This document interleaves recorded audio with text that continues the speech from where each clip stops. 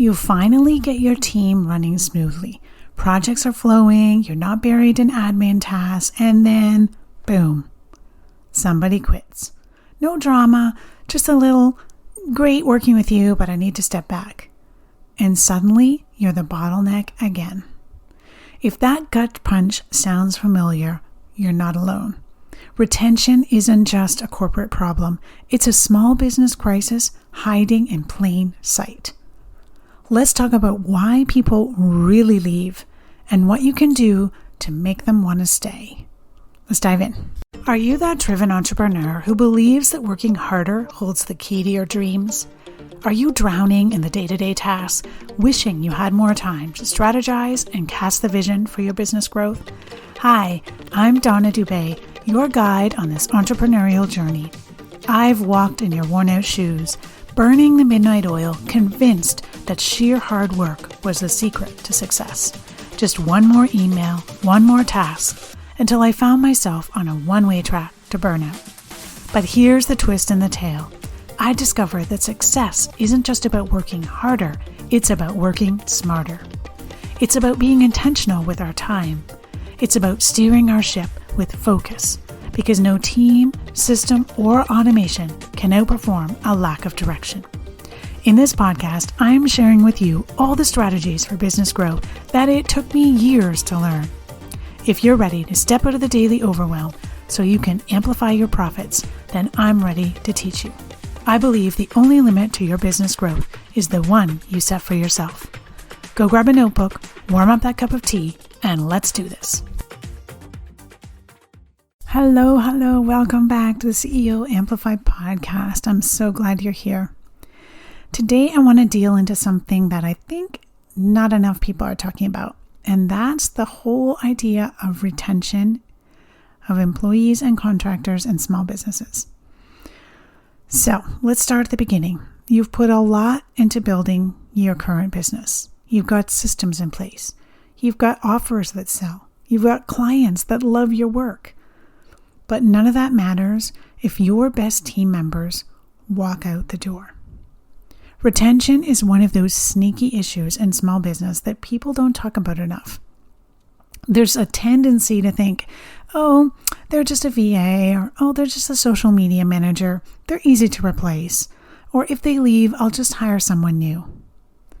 But if you've ever lost a key person, even for just a few weeks, you know how fast things can unravel.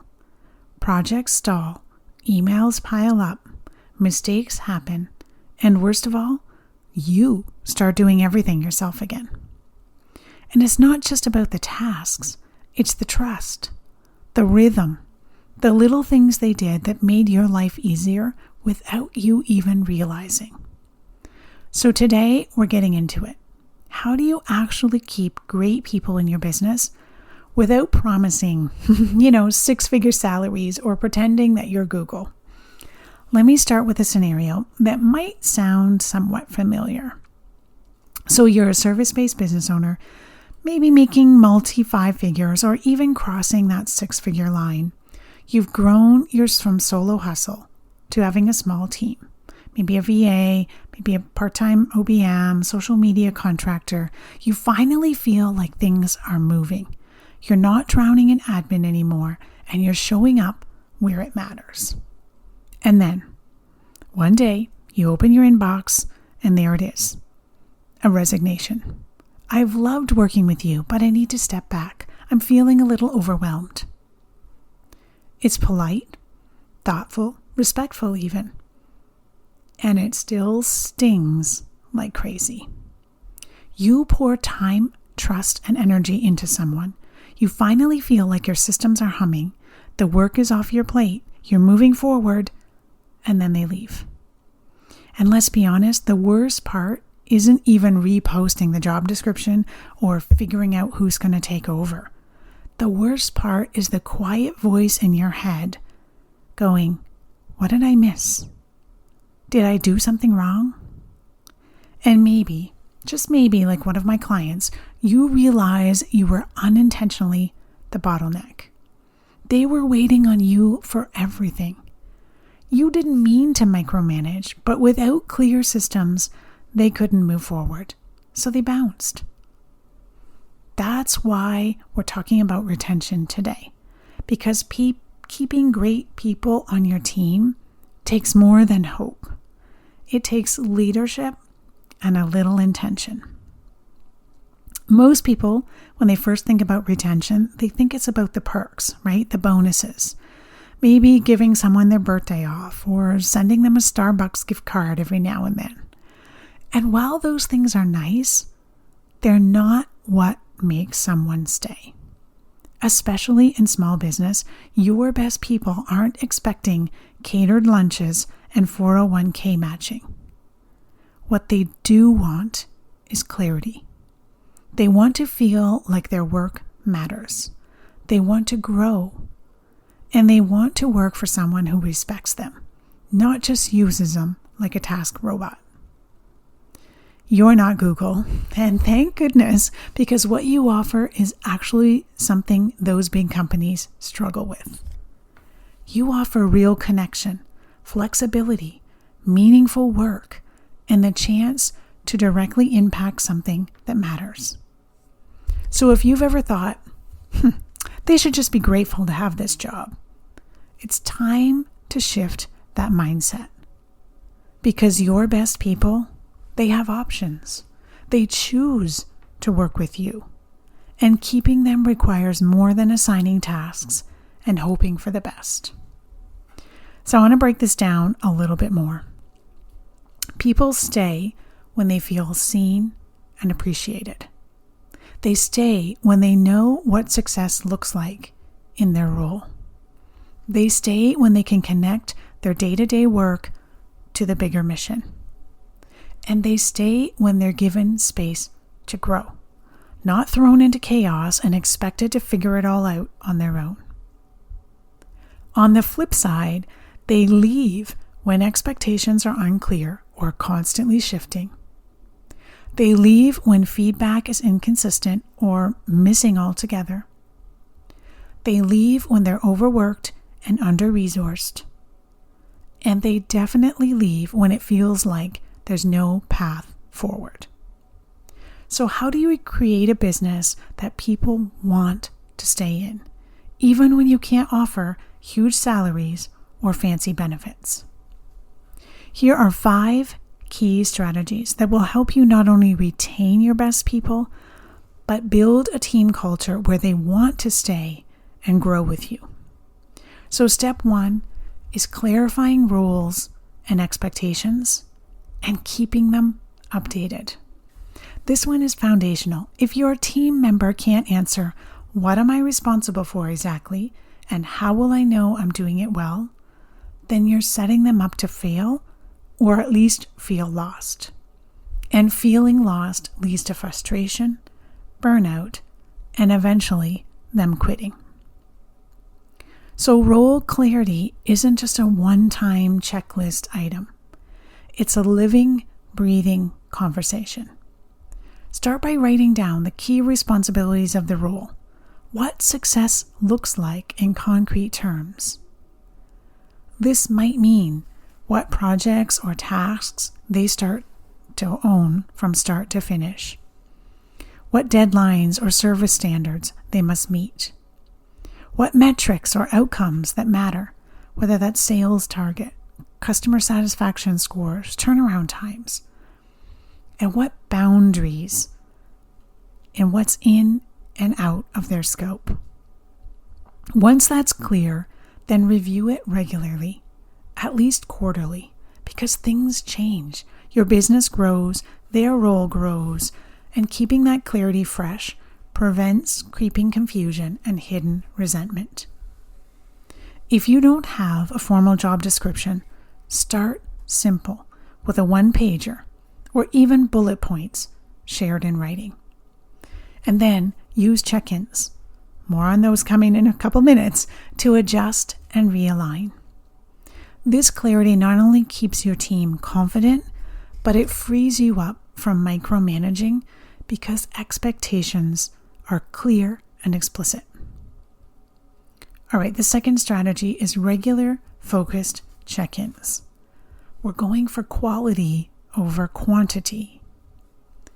So I want you to forget about long, dreaded weekly meetings. No, instead, prioritize focused, brief check-ins with your team. 15 minutes once a month is often enough, but it needs to be meaningful. So these check-ins are your chance. It's your chance to understand what's going well and where the friction points are. It's your chance to ask them about their workload and their energy levels. Are they overloaded? Or on the flip side, are they bored? It's your chance to clarify priorities and update on any shifting business goals. It's a chance to offer feedback that's balanced, meaning there's praise mixed with constructive suggestions. And your chance to listen deeply. This is where you find out what motivates or frustrates them. It's easy as a small business owner to get swallowed up in the to-dos and forget to really connect. These intentional conversations build trust and allow you to catch issues early before they fester into bigger problems. And here's a tip. Take notes during your check-ins. It shows that you care, and it helps you follow up next time on progress or challenges that they raised. All right, strategy 3 is growth opportunities. And no, it's not about fancy titles. Not everyone's going to want or need a fancy new job title or a raise every quarter, but almost everyone wants to learn and grow. And when people feel stuck, they start disengaging and eventually they leave. So ask your team members, what skills or experiences do you want to develop? And help them get there. Growth doesn't mean expensive training programs, right? It could be really simple. Maybe you assign them a stretch project that pushes their skills. Maybe you bring them into some client calls or meetings and see how they operate. Maybe you encourage them to take an online course or join a professional group. Or maybe you pair them with a mentor who's either inside or outside of your business. The key here is making growth intentional and visible. When you invest time and energy into helping your people develop, they feel valued and see a future with you. And that's a powerful retention tool. Okay, strategy 4 is to recognize and celebrate progress frequently. Here's a little secret. People stay because they feel appreciated. You don't need to buy expensive gifts or throw big parties. A genuine, timely thank you can do more than any big bonus. Recognition, again, can be simple. A quick shout out during a team meeting. A personal note or message highlighting a job well done. Spotting those small wins. Maybe they solved a tricky problem or improved a process. And sometimes making that recognition public in front of your team meetings or in your communication channels, if appropriate, really goes a long way. Frequent, authentic appreciation fuels motivation, and it builds a culture where people want to stick around. When you make appreciation part of your daily or your weekly rhythm, it becomes part of your team's DNA. And the last strategy is to protect your role as a leader. So this is talking about delegate and trust. This is a big one, but retention depends on you leading well, not just managing tasks. If you're micromanaging or you're trying to do everything yourself, your team will feel stifled and you're going to burn out. So protect your time and energy to focus on the big picture and the leadership. And that means delegating fully, giving your team ownership over their work, not just assigning them tasks. Trusting them to make decisions within their scope. Setting boundaries for when and how you communicate. And investing in building systems and processes that actually empower your team to work autonomously. Because when your team feels trusted and empowered, they work with more confidence and commitment. And when you lead from a place of strategy instead of chaos, your business scales without losing your best people. Because if there's one thing I want you to walk away with today, it's this. Retention isn't about you doing more. It's about becoming a boss with 20 team building activities and staff birthday plans and Slack shoutouts every Monday. No. It's about being a more intentional leader. It's about shifting from, can you just do this one more thing, to, here's what success looks like. I trust you to own it. It's about checking in, not checking up. It's about treating your team, even small but mighty, like the asset that it is, not a cost on your spreadsheet. Because when you lead well, people want to stick around. And when your team stays, you get to stay in your zone of genius. You get to grow the business, serve more people, take time off, and not constantly train new hires from scratch. Retention doesn't require big raises or complex systems. It requires intention. You don't need to be perfect. You just need to be present. Check in, be human, lead like the kind of boss you'd want to work for. And if you're listening to all of this and you're thinking, okay, where do I start? Here's your first action step. Think of one person on your team. The person who makes your life easier. The one who you'd panic a little if they told you they were leaving. And now ask yourself, when's the last time you checked in with them? When's the last time you told them you appreciated them or asked how they were doing? Start there. And if you want more support in building the kind of business and team that actually works sustainably without the burnout and the chaos, then come join us inside the Profitable Small Business Club. It's where I help small business owners like you step into your role as CEO without needing a giant team or a 100-step SOP. Just the right systems, strategy, and support to make things actually run. It's designed for small business owners like you. No bloated teams or corporate fluff. Head to ceoamplify.ca/profit to learn more, and I'd love to support you there. Thanks for listening, and more importantly, thanks for showing up as the kind of leader your business needs. Until next time, keep focusing on what matters most. You've got this. Thank you for joining me on this episode of CEO Amplify. I appreciate you being part of our thriving community of ambitious business owners. If you enjoyed today's episode, I kindly ask you to share this podcast with a friend and take a hot minute to rate and leave a review. It would mean the world to me. Your feedback helps me reach more people and continue providing valuable content. Thanks so much for your support. Keep shining, and we'll catch you on the next episode.